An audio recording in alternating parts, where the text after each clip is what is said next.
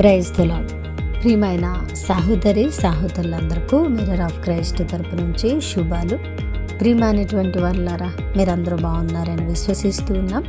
విన్న వాక్యాన్ని తప్పకుండా షేర్ చేయండి, అలాగే పరిచర్యకు సహకరించండి. మరి క్రిస్మస్ మాసంలోకి అడుగు పెట్టాం కదా, దేవుని ఉన్నతమైన కృపను బట్టి మరి ఈ క్రిస్మస్ మనందరి జీవితాలలో ఉన్నతమైన ఆశీర్వాదాలు కుమ్మరించాలని దేవుని సన్నిధిలో ప్రార్థిస్తూ ఈరోజు దేవుని వాగ్దానం. సామెతలు గ్రంథము 10వ అధ్యాయము 3వ వచనం. యెహోవా నీతిమంతుని ఆకలి గొననీయడు, భక్తిహీనుని ఆశను భంగము చేయును. దేవునికి మహిమ కలుగునుగాక. ప్రియ సహోదరుడా, మరి నీతిమంతులు ఆకలి కొని ఉండుట అసాధ్యమట. అంటే నీతిమంతుని తల మీదకి ఆశీర్వాదాలు వచ్చినని, నీతిమంతుని ప్రార్థన అంగీకరించబడుతూ ఉన్నదని, నీతిమంతుడు సింహము వలె ధైర్యముగా ఉంటాడని అనేక వచనాల్లో నీతిని అనుసరించే వారి నిమిత్తం దేవుడు దాచి ఉంచిన మేలులు అన్నీ కూడా వాగ్దానాలలో చెప్పబడ్డాయి.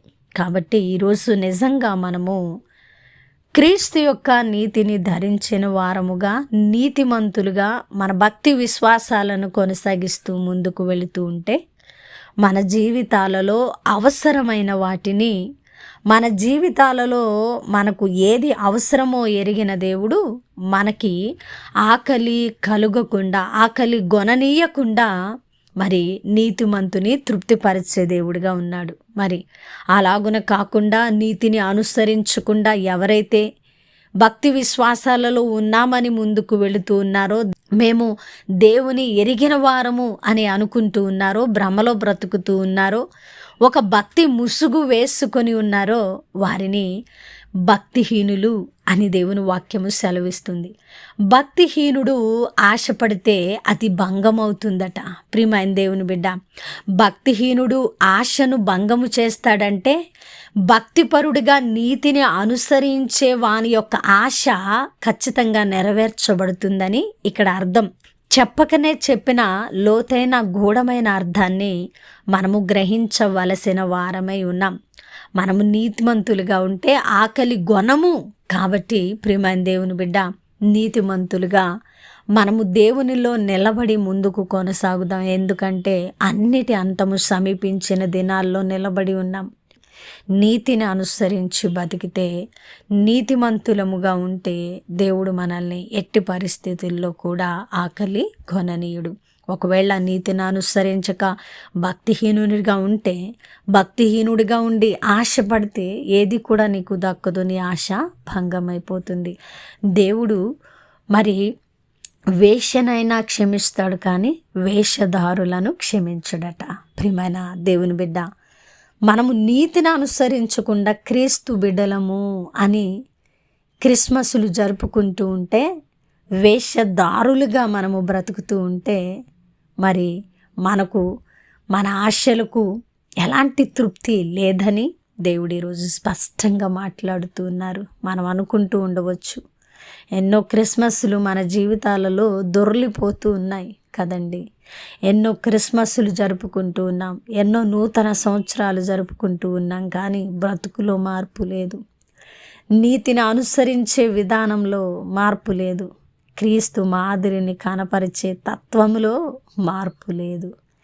క్రీస్తును చూపించక, నీతిని అనుసరించక క్రైస్తవ్యులము అనుకొని ముసుగు వేసుకొని వేషధారుల వలె ఉంటే దేవుడు మనల్ని ఎరగని వాడుగా ఉంటాడు. నీవెవరో నాకు తెలియదని దేవుడు స్పష్టంగా మాట్లాడతానని చెబుతూ ఉన్నారు. మరి ఎవరి కోసం ఆ భక్తి? ఎవరిని మెప్పించడానికి ఆ భక్తి? ఈ లోకంలో ఎవరినైనా మెప్పించడానికి చేస్తూ ఉన్నామా? మేము క్రైస్తవ్యులము, దేవుని ఎరిగిన వారమని సంఘాలకు వెళ్ళి కానుకలు ఇచ్చి చేసే మన భక్తి అసలు ఎవరి కోసం? ఒకసారి హృదయాన్ని పరిశీలించుకుందాం. దేవుడు నచ్చని భక్తి ఎవరి కోసం? అసలు ఎందుకోసం సంఘానికి వెళ్తూ ఉన్నాం? ఎందుకోసం కానుకలు ఇస్తూ ఉన్నాం? మన వ్యక్తిగత స్వప్రయోజనం కోసమా? ప్రియమైనటువంటి వాళ్ళారా, నీతిగా లేనప్పుడు, యథార్థతను అనుసరించినప్పుడు, నిజంగా క్రీస్తును చూపించలేనప్పుడు మన క్రైస్తవ్యము సమస్తము కూడా వ్యర్థమే. అది దేవుని నామానికి అవమానం. దాని ద్వారా మన ఆత్మ రక్షించబడదు, మన కుటుంబంలో వారు రక్షణకు రారు, మన ద్వారా దేవుని కార్యాలు జరగవు, ప్రపంచానికి రక్షణ కార్యము, విమోచన కార్యం కూడా నెరవేర్చబడదు. మరి ఎందుకు దొంగ భక్తి? ఎందుకు మరి మన జీవితాలలో ఇన్ని క్రిస్మస్ దొర్లిపోతూ ఉన్నాయి? ఒక ఆలోచన చేద్దాం. నిజంగా క్రిస్మస్ జరుపుకుంటున్న ప్రియమైన దేవుని బిడ్డ, ఈ నెల నుంచి 25 1వ తారీఖు జనవరి వరకు ఎన్నో హడావిడిలు ఉంటా ఉన్నాయి మన జీవితాలలో కదా.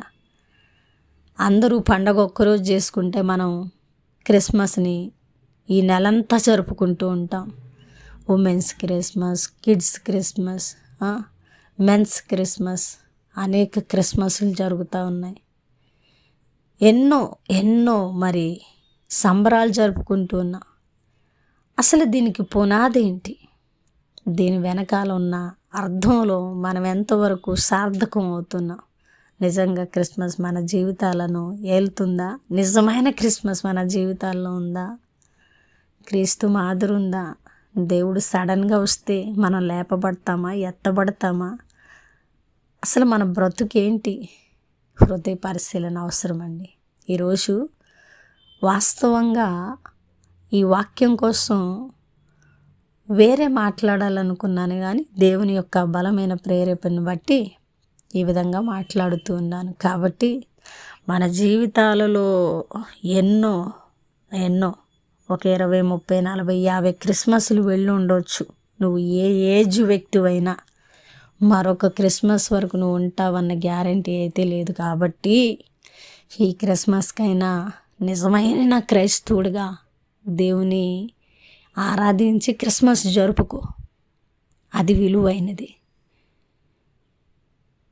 క్రైస్తవులుగా క్రీస్తు మనలో జన్మించకపోతే ప్రపంచానికి క్రీస్తు పుట్టాడని మనం చేసే నృత్యాలు, మనం చేసే పండుగలు, మనం చేసే హడావుడీలు వారి రక్షణ కార్యాలకు ఎలాంటి ఉపయోగాన్ని కూడా ఇవ్వవు. గుర్తుపెట్టుకుందాం ప్రియమైన దేవుని బిడ్డ.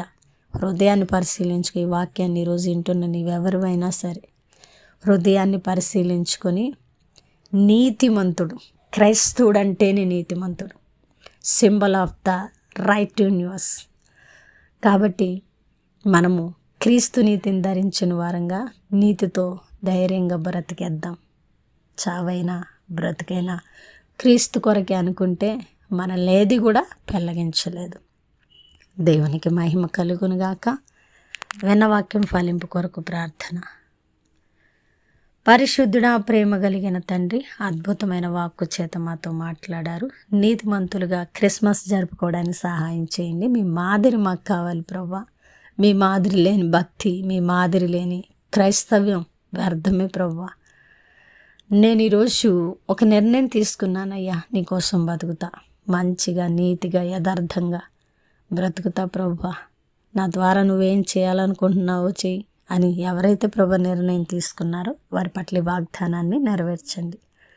ఈ ప్రార్థన నజరుడైన యేసుక్రీస్తు నామమున సమర్పించి అడిగి వేడుకుంటున్నాము తండ్రి, ఆమెన్.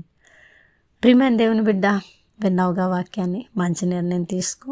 ఈ వాక్యాన్ని షేర్ చేయి. పరిచర్య చాలా భారం కలిగి ఉన్నది. యథార్థంగా చేస్తున్నాం, డబ్బు కోసం కాదు. ఇక్కడ విత్తితే నువ్వు ఫలించి తీరుతావు, ఆత్మీయంగా భౌతికంగా. ఆలోచించి ముందుకు రా. దేవుడు మిమ్మల్ని దీవించునుగాక.